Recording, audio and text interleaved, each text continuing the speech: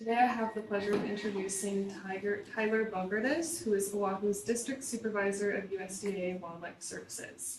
Tyler earned his BS in Wildlife Biology from Colorado State University, and he has since worked for National Park Service on predator control, at RCUH and various conservation roles, and now at the USDA Wildlife Services. His work primarily focuses on predator management with a specialization in invasive predator detection and trapping methods. He has served as the Oʻahu Army Natural Resources Program's Animal Program Manager and was awarded the Greatest Hit Award for his work in combating invasive species. Today he's here to share about his work on the eradication of invasive rats on the Wake Atoll. Thank you so much for being here. Thank you.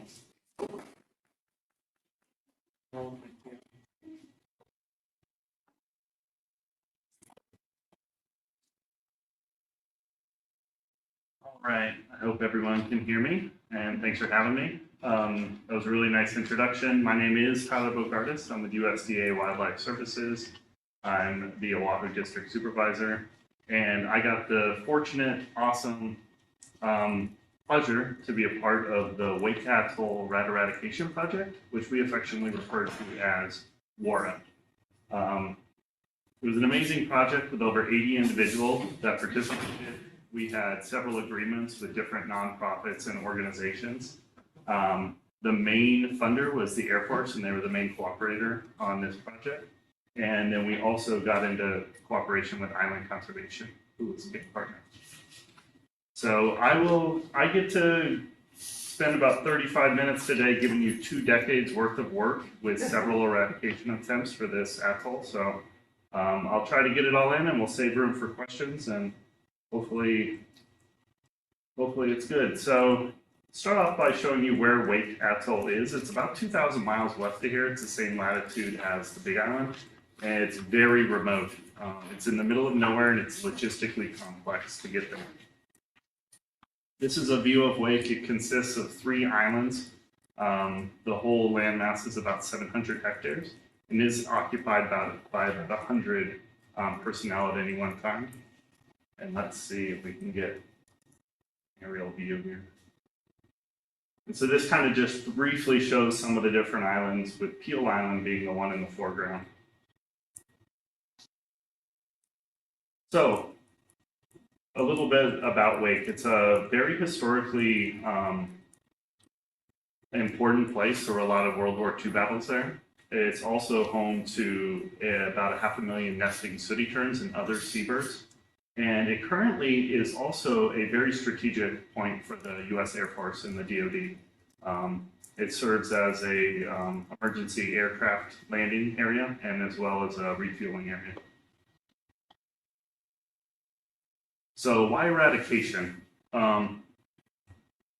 Eradication and control vary significantly, and why we do eradication is because you can get a lot of bang for your buck. It's one of the only long-term solutions in island situations. It's been known to be successful. There's been over 700 around the world. It actually fosters community participation and strengthens conservation on the islands where it's occurred.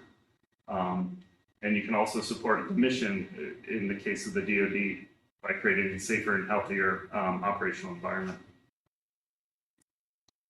And what is eradication? So it differs from control because every individual needs to be removed. And what it does is it takes that into consideration from the planning and the implementation. And so you have to treat it differently, and you have to think about that last individual from the very beginning. It's kind of a whatever it takes.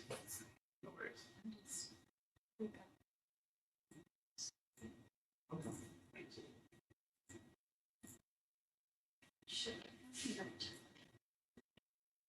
Perfect.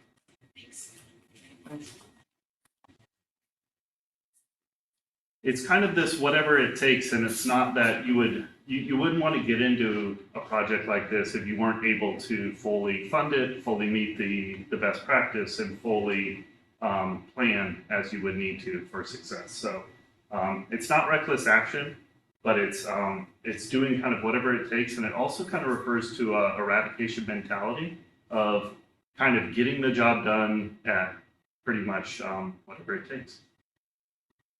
So it's based on these principles. It's the top 4 principles, but for this point, for rat eradications, we kind of further define it to the ones below. You want to deliver a highly palatable bait containing a toxic rodenticide into every potential territory. And generally, that palatable bait must be more attractive than the natural food available. You want to make sure the bait's there long enough so that every rodent can get to it.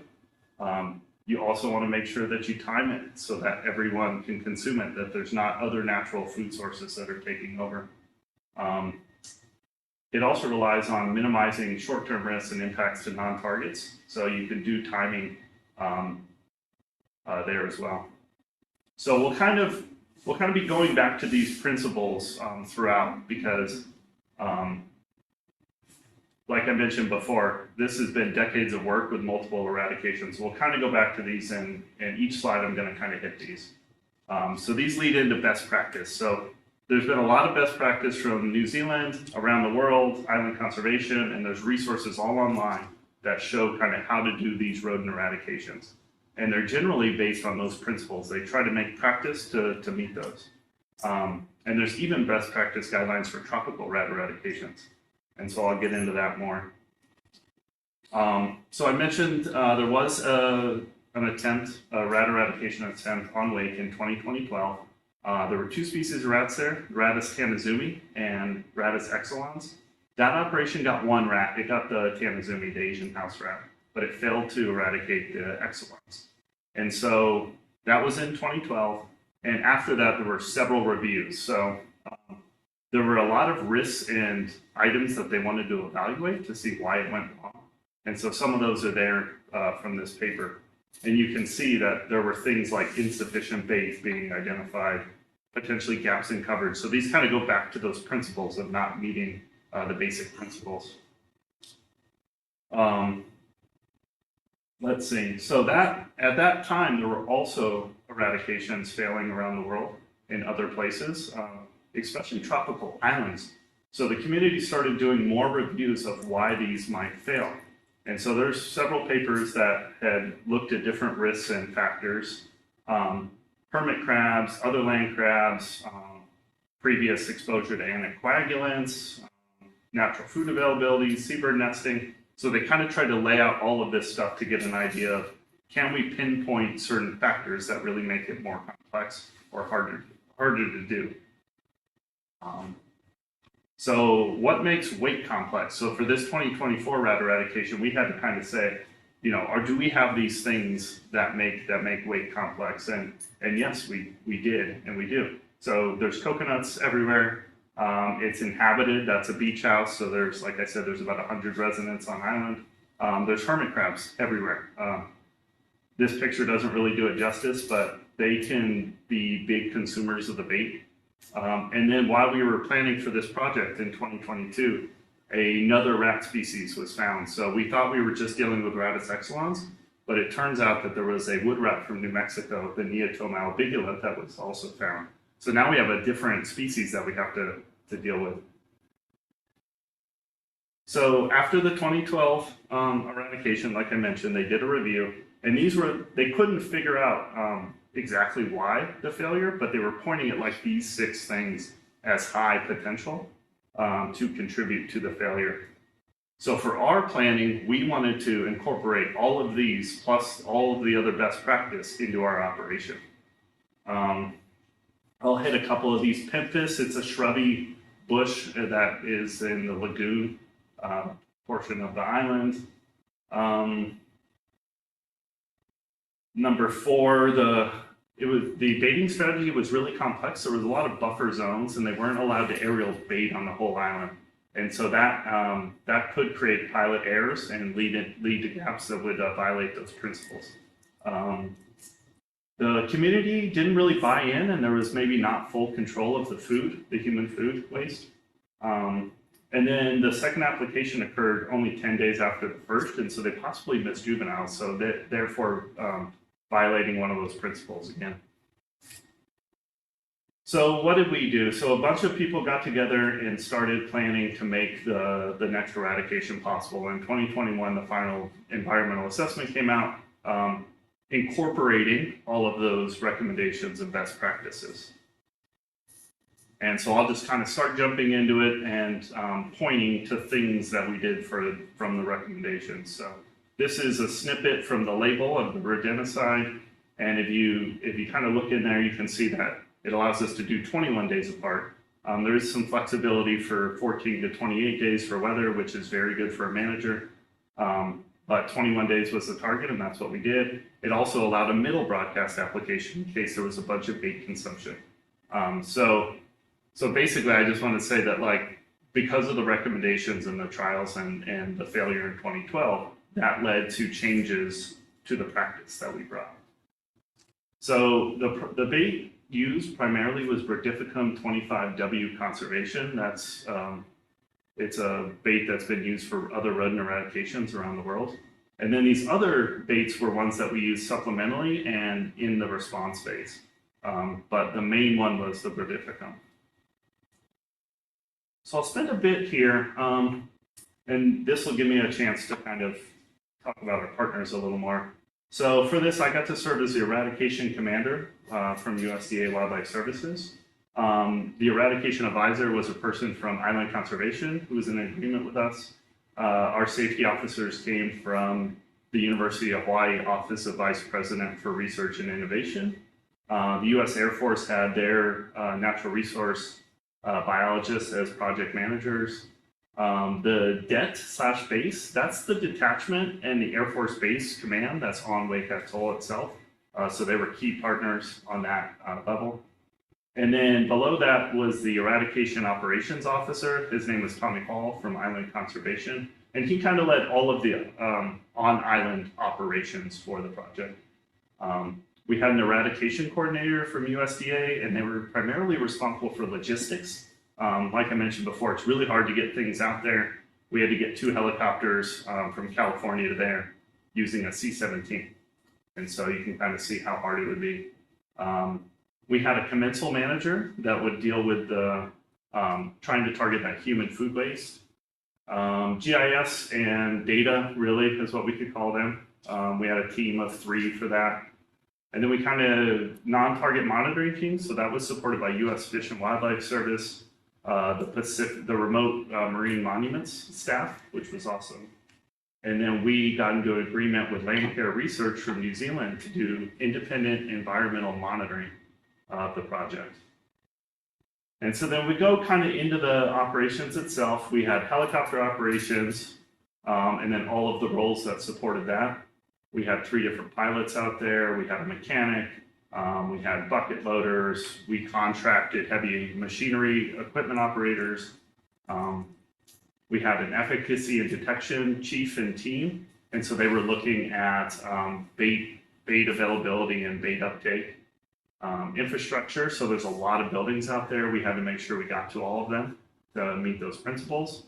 Non-infrastructure, that was that Pemphis woody shrubby area in the lagoon. And then drone, we had gotten to agreement with a company out of California to build a heavy lift drone to support the operation. And we didn't make it to implementation with them, but they got pretty close.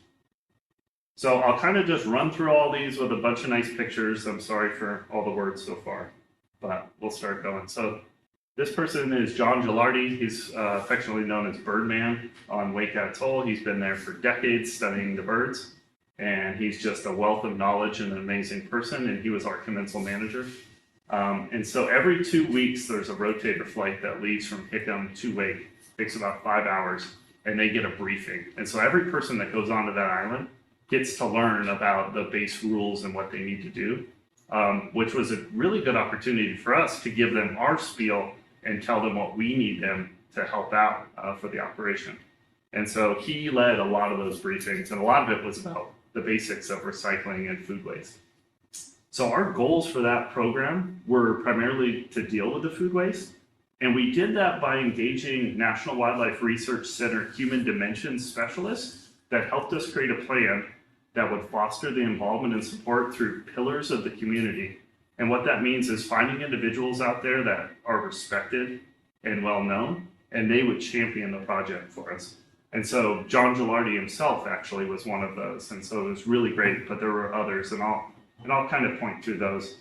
We also wanted to do targeted information dissemination, and we also wanted to be a part of the community by contributing, and so we did. So when I talk about food waste, there's buildings like this kind of everywhere, and they might have a trash can in them, and then in that trash can might be some food, but then there also might be rats. And so if a situation, and this is a real picture from Wake prior to the implementation, and so this is the concern. If you're doing an operation and you put bait all over the place and then it gets consumed by rats and other non-targets, and then there's no more bait, and then rats like this don't have access and they're tipped over, and then there's no bait, that's how the project could fail. And so that's kind of how serious these things are. We had to look at every single corner of every single building to ensure there was no human food waste. And it was everywhere. There's bags and boxes of chips everywhere. There's toilet paper bedding material. These were all from different buildings. And then all of that food waste goes somewhere. So they have incinerators on island that are responsible for it, but sometimes that doesn't work out. And so you might have a big pile of trash that you have to deal with. And it also, with trash comes a lot of rats. I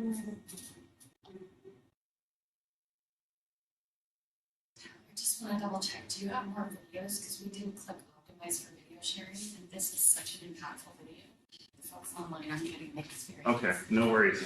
I have this one and one more. Okay. Sorry. No worries. I'm share. Share. Is it just screen that we're sharing? You selected it, okay. So, optimize. Is there sound? Let's not do sound. Screen.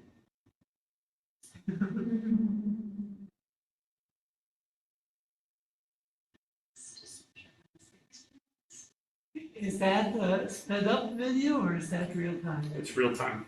Okay. So if you want to replay that. All right. Yeah, we can replay this. We can even do it a couple times. Let me double check, it's looking good online.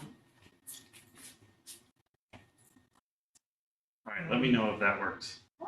Dr. Price. It's a lot better. Okay. Yeah, that is in real time, and that was prior to the implementation of the project. And that's just a pile of rats during the middle of the day. You know, rats should not be out during the middle of the day. They generally don't like doing that. I'll play it again.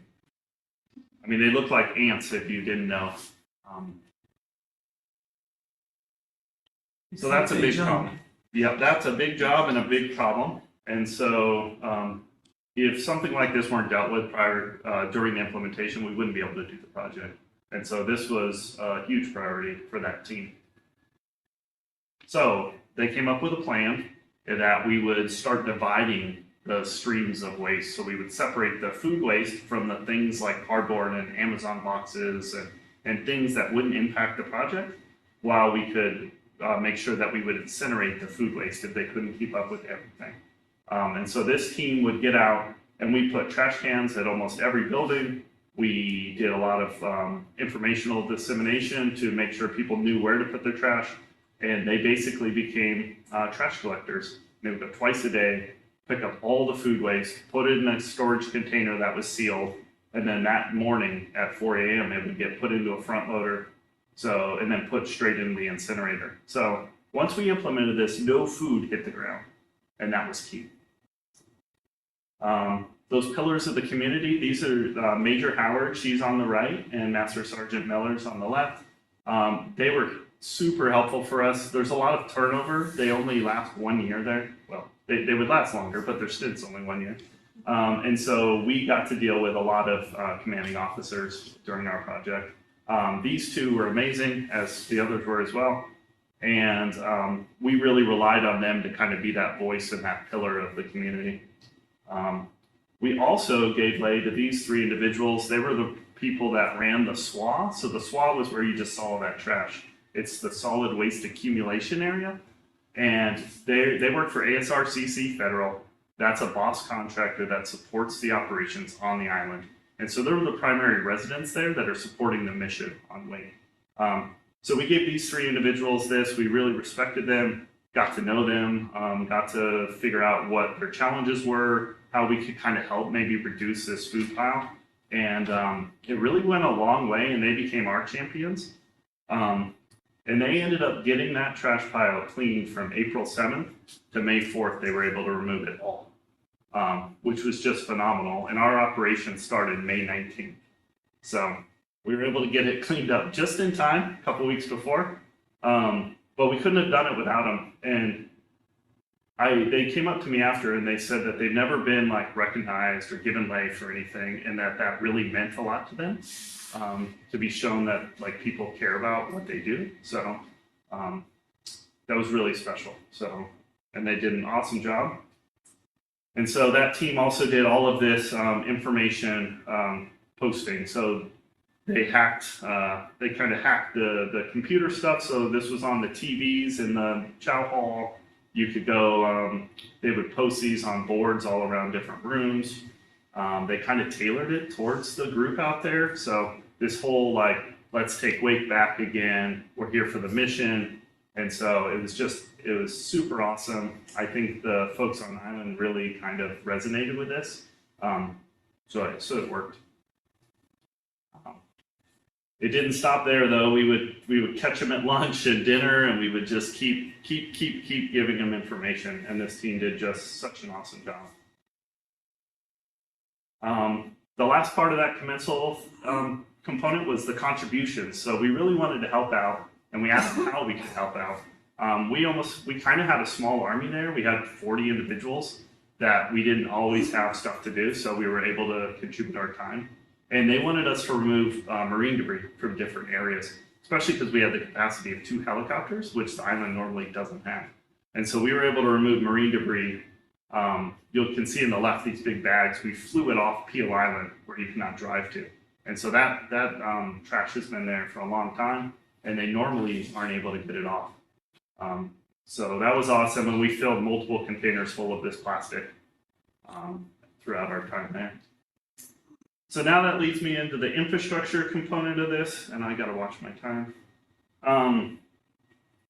So buildings, there were buildings everywhere, and that was one of those components that I got identified after 2012. All of these little circles, squares, stars, dots are some sort of utility cover, underground pipe, barracks, abandoned houses, you name it, and a lot of them you can't go in. So we would throw bullets from the outside to ensure that every rodent had access to bait. There's more examples. There's an old abandoned tower. There's buildings that people live in. There's high voltage areas that no one's been to in a long time that we had to kind of cut vegetation to get into. The aerial operation had 2 helicopters. They're Bell 206 Jet Rangers from Utah, actually. They would carry a rodenticide bucket below them. The picture on the left is these cargo boxes with 800 pounds of bait inside each one. And we would use heavy machinery to lift the bags out of those, put it into Dennis Hopper, which was a customized chute that allowed us to weigh out the appropriate amount of pellets per application. And then a forklift would drive that over to the bucket, load it in, and then the helicopter would take it away. This kind of just shows how a broadcast operation happens. We can set a bucket up to do full swath. We can shoot pellets just to one side, or we can cover a very small area. And so all 3 of these strategies were utilized. And this kind of looks like what the map looks like after you do it. So this was our first aerial baiting application in May. The light green is a little bit lower density of pellets than the blue, where we've had overlap. But I just wanted you guys to kind of focus in and see that almost all of the island is covered. And so this time we covered a lot of the areas that they had gaps in last time. The only parts we didn't aerially broadcast were the runway and the impermeable surfaces of the airfield. And then we also got to do a supplemental application based on that label. So I'll show you that too. So we knew it was working. Within minutes, rats were out there taking pellets, and that's not usual either. They were really hungry, and so we knew they were really hungry. So this Pempis area, this is that intertidal zone. This was identified.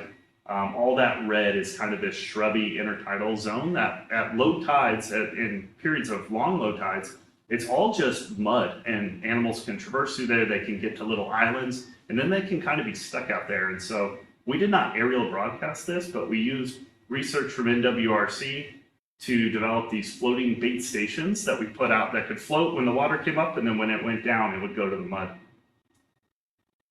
And this is what it looks like when the water's out. So this was identified as a potential risk area from the 2012 up. Also, that hand broadcast was identified as a potential risk. So this just shows how you would go to points and you would do a measured throw kind of regimen. We had a GIS team. They were responsible for much more than GIS, but also the NRDF real-time data system, which allowed us to make management decisions on the fly. And they also did modeling. And so that's Sierra Moore. She was our data specialist from Island Conservation, and she liked Code Zero. So. We had a efficacy monitoring team. All those little blue strips, those 300-meter long strips, were the transects that they monitored to see how quick bait was disappearing, because if it disappeared quick enough, we would do a supplemental. And so we did do a supplemental based on their monitoring efforts. And this shows their hula hoop method. So after the broadcast, they can go out, put this down, and there should be like 2 pellets per circular meter, I guess. And so that kind of shows if the bait rate application is occurring correctly. That team also deployed cameras. And at that point, we were pretty much done. They were deploying cameras. We had posted signs that we wanted people to let us know if they saw rats. And we were doing thermal surveys. So this is a video. This just shows a truck-mounted thermal system. It doesn't observe anything in this video, but it kind of just shows you what we were looking for. And this was part of the monitoring plan. So we were feeling pretty good. Folks were wrapping up. We were fishing, enjoying candies and drinks, and thinking that we were about done. But we were doing those thermal surveys, and we started seeing rats. And this was near the last broadcast, and so we were seeing rats, and that's not uncommon for an operation like this. But it got to the point where we were starting to wonder if it was common or if we should be concerned. And so the final broadcast was on June 12th, and we were still seeing rats up to that point. So at that time, we decided that we would start trying to remove them and trying to respond. And so we did. So we started a precision thermal night shooting campaign and additional detection. Let's see. One more time. And this was the point at which we had to kind of be like, we were seeing rats, we're like, hey, if we're seeing them, we should just go and get them. And so this brings us to this time where we're like, what do we do? We don't know if this is normal or not. We don't know if what we're seeing is common. Should we kind of keep going? We have a lot of people telling us that if you were to keep going, you can't trap them at that low of density. You can't detect rats at a low density. You can't use thermal shooting to remove a population of rats. So we just have a lot of this uncertainty at this time. And we made the decision that we would implement a monitoring and detection removal phase that we would just keep going and we would evaluate. And so adaptively manage and kind of this campaign style approach that we call. And so that's what we did. So we kind of started looking to see how we can improve our efforts. And one of the first things we did was get detection dog handler teams. We also installed our camera network. We used 2 cards, thermal surveys, trapping, and reporting, responding to community signings. Here's a couple photos of the dogs from conservation dogs in Hawaii that were out on wake. We categorized their indications into 3 levels: weak, moderate, and strong. We had a lot of 129 indications that were weak, 110 moderate, 30 strong, and you can kind of see this indications over time start decreasing, which is good. We also use 2 cards. You can see a crab has removed the peanut butter from the right-hand side. The left-hand side still looks a little brown. That has peanut butter in it. We really wanted to just kind of use these to increase our spatial component to see if there was any pockets we were missing that had rats. And then the cameras were essential. They were picking up rats. The one on the left is an Exelons. The one on the right is actually one of those wood rats from New Mexico. So that brings us into our removal methods component. We use that precision thermal shooting. You can see the air rifle on the bottom there. There's a rat. That's the last female rat that we were able to remove. And we did remove 5 of the female rats we removed via shooting were pregnant. And so we removed 12 via shooting and 5 were pregnant females. The rat in that Hagaruma basket trap, that's the last male rat we caught on Wake on October 4th, 2024. And those pink dots show a big hand broadcast operation of dipassinone 50. That's a different rodenticide that we used versus the main operation, and it's a fish flavored one. That's why we wanted to try something that had a different bait matrix. We used other commercial bait matrix products that we could use in and around buildings. We used these basket traps, we used Victor snap traps and live traps. This was a rat that was caught on September 11th in the housing area. This kind of shows combined a lot of our effort during this period. We had dogs, the traps, the cameras, chew cards, FLIR, and then the removals heat map kind of shows you where on the island we were responding and removing individuals. Ended up removing 20 individuals over that time from June to November. 12 was shooting, we trapped some, we were able to hand capture some, and we had 39 camera detections. We also were doing environmental DNA sampling during this. We did that prior to the operation in May 2023, and you can see that we had a lot of positives from these ponds. There's 7 ponds on island. And then you'll see that it goes down over time. But even as of September 2025, when that was our last time we were out there, we still were getting positive results. And Dr. Piaggio from NWRC, she just accredits that to the DNA binding closely to sediment that's in the ponds that we disturb when we go there. She also has to heavily amplify it for people who know what that means. So. This is just an example of kind of the outputs that we were doing during this detection and removal phase. I mentioned that we were kind of adaptively managing and trying to figure out when to keep going, when to stop. And this was part of it. Every week we'd give an update of what our effort was, what we found, where we're at. And that was a really good gauge to kind of see how we were doing and if we ever got over kind of that tipping point. This was one of the last updates from November 13th. The last individual we saw was on November 11th. So this kind of just shows, were there any new detections? And this is information we were giving to a stakeholder group and to the Air Force.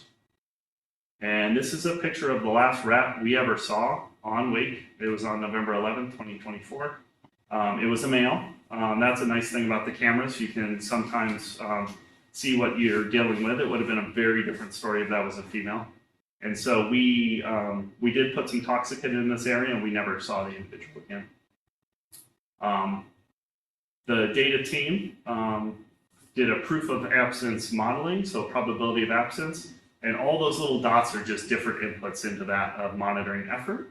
And they estimated a 98.1% probability that after the 11 months of no detections that we had, that we were able to say that it was rat-free. This is just an awesome pic from the terminal looking out. Reflecting back on this operation, I just couldn't be more happy to be a part of like a group of 80 people who would never give up, brought so much knowledge, expertise, and fun to a project. So it was really great. There's a lot of them. This was about 40 of the staff for the main operation, and then we weren't anticipating this extended detection phase that we ended up doing for about a whole nother year. And so there's almost a whole nother 40 people that don't have these bright shirts that have also been a part of this project. And so I'll kind of talk to the partners here. It was, as you would see, it's pretty extensive. The Air Force, Island Conservation, we had different dog groups. some of the companies from around Hawaii. The Missile Defense Agency was a big presence on Wake. They had a lot of housing, and they were instrumental in helping us with the project. And then I'll plug my group real quick because I've got some people here who might be wanting jobs. If this kind of seems interesting, this is what we do sometimes. So please think about it. You can always contact me. We're always hiring. We get to go do cool, wildlife service kind of things. So that's all I had. Try to get through that.